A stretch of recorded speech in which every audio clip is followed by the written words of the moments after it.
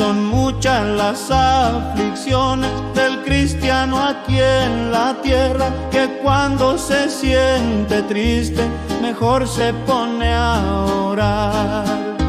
Son muchas las aflicciones del cristiano aquí en la tierra, que cuando se siente triste mejor se pone a orar.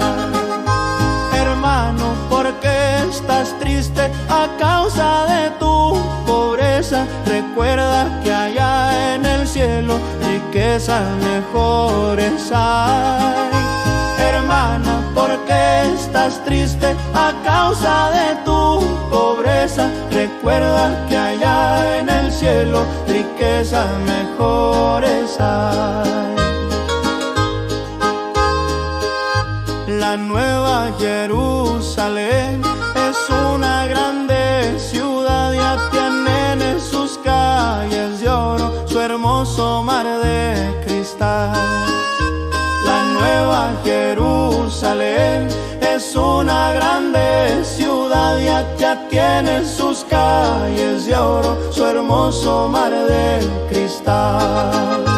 Hermano, ¿por qué estás triste a causa de tu pobreza? Recuerda que allá en el cielo riquezas mejores hay.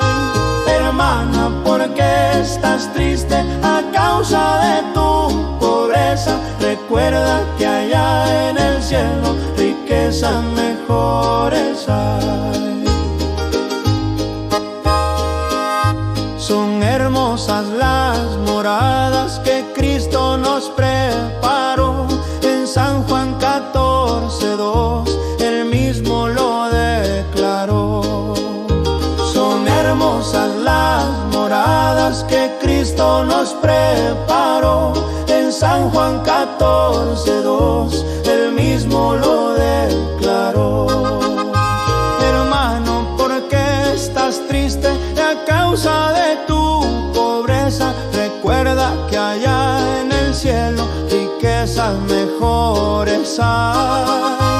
Hermana, ¿por qué estás triste a causa de tu pobreza? Recuerda que allá en el cielo riquezas mejores